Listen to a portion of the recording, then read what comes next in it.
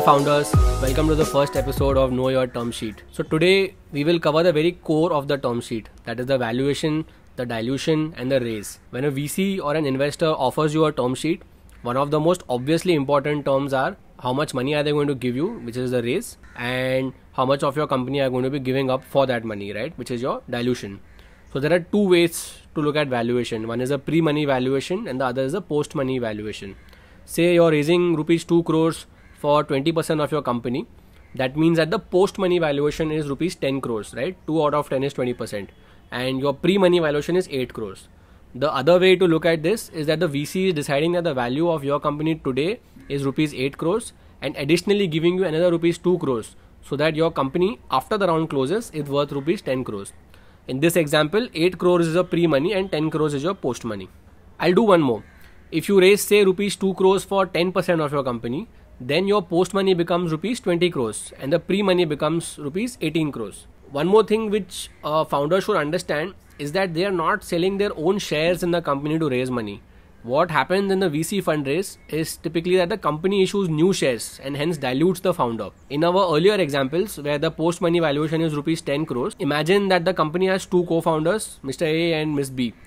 They each own 400 shares in the company, which means that the total number of shares in the company are 800.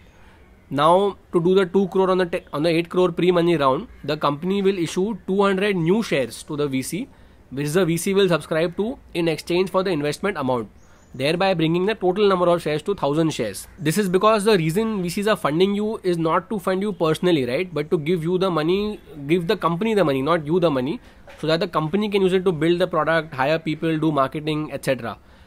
If VCs get ownership by buying out a founder's shares or by buying out an existing investor's shares, that is called a secondary transaction, and that is usually done at a much later stage of the company, maybe series B or beyond. Now let's talk about what is the right valuation and the right amount to raise. Founders often ask, what is a fair valuation? Should I give up so much of my company at this stage for this much money? To be honest, there is no right formula or right answer to this question, and it's not that important either as long as the dilution is largely under control. For public companies, there are standard multiples that investors go by, right? Like price to earnings or market cap to sales or other such multiples. But in a startup, there are no meaningful earnings. Often there are no users, there are no product even. So actually the value of the company is zero because you haven't done anything yet. However, if the company investors value you at zero, then they will own all of the company, right? Leaving you with no reason to stick around and run it. Therein lies the magic of venture investing. VCs figured out that for some small unique sets of businesses, you can take anywhere from 5 to 30% of a company that largely exists on paper and make a lot of money from such an investment, because a select few companies like these, they tend to explode later on, right? So especially in the technology and internet space, they grow really fast and they can become worth billions of dollars within a few years.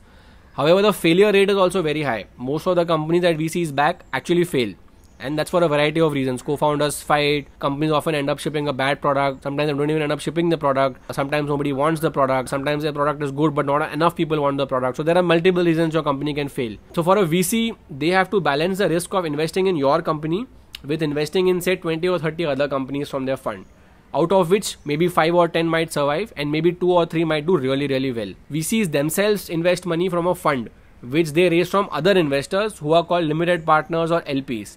So the thumb rule for any VC is that if this one company works, I should be able to return the entire fund to my investors, which means that say this VC has a $200 million fund and he owns 20% of your company that gets sold for say $1 billion, then he will be able to return $200 million to his investors, right? Because he still owns 20% of a $1 billion exit. VCs also try and estimate future cash flows of the business to try and arrive at a present valuation of the company. For example, say if you're running a SaaS business with say $100,000 in annual recurring revenue or ARR, and a VC gives you a 50x multiple on that ARR, valuing you at say $5 million, right? 50x sounds crazy, right? But if your growth rate is amazing, say you have product market fit, and the market is large, you can likely soon hit $5 million in ARR within like 1 or 2 years. There are companies that have done it, and maybe even hit $10 million in ARR within 3 or 4 years. And at that point, your company could be valued at 100 million or more. And the VC's original $5 million valuation will start to look like a steal deal for them, right? So a good VC will think about how much cash can this company generate in say 4 or 5 years? What is the probability that it will get there? and how much would it be valued at if it does get there. There is no right answer again, and these are mostly educated guesstimates that VCs have to make. So that's roughly how VCs price their rounds. They take a look at the company and they make an educated guess as to how valuable this company could become and how much of that company should they be owning 5 years later to make it enough to return their own fund. This number usually falls between 15 to 30% for a VC, but because the process is so vague and fraught with assumptions, there's no right answer as such. 15 to 30% has sort of become the industry standard, at least in India. Dilution in the valley for sure is going lower and lower for founders, but in India that's sort of where the range is at. So in short, my recommendation is focus on the raise and the runway it will give you, and not as much on the dilution. The runway is basically how much time are you buying for yourself with the money that you're raising.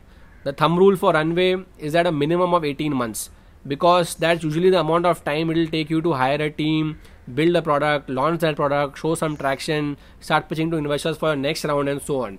You don't want to be in a place where your product has not launched yet and your money ran out, or you couldn't hire enough people to build what you wanted to build. Then you need to raise more money with no product market fit, and then those rounds are notoriously harder than your first round of funding. So how much money do you actually need to build a team, launch your product, get some early revenue in, and get to the next milestone? That is what is super important.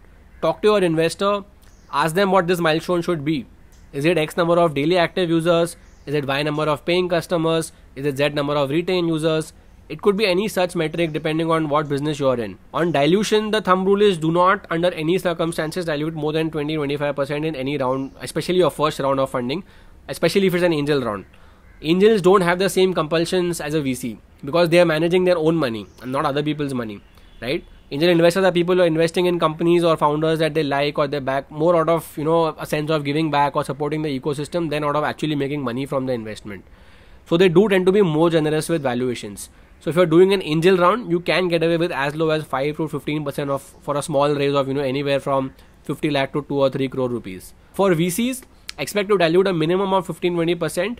And it could go as high as 30%. The math that you have to keep in mind is that this keeps happening to you, right? So across rounds, so you will dilute 10-15% in your pre-seed round, maybe 15-20%, 25% in your seed round, another 20-25% in your Series A, and so on till your B, C, D, and till your IPO or you finally exit the company. Now, if the founders are left with too little equity in the company by the time Series A or B happens, then that's a problem for new investors, right? Who might question your motivation to work for this, given the founder's ownership is now very low. Having said that, traction and having money in the bank are far more important. So if the dilution you're getting is at the higher end of the range that I mentioned, take it and move on. So that's it for this one, folks. Feel free to leave your comments below. If you think I said something wrong, if you have a different point of view, I would love to hear it.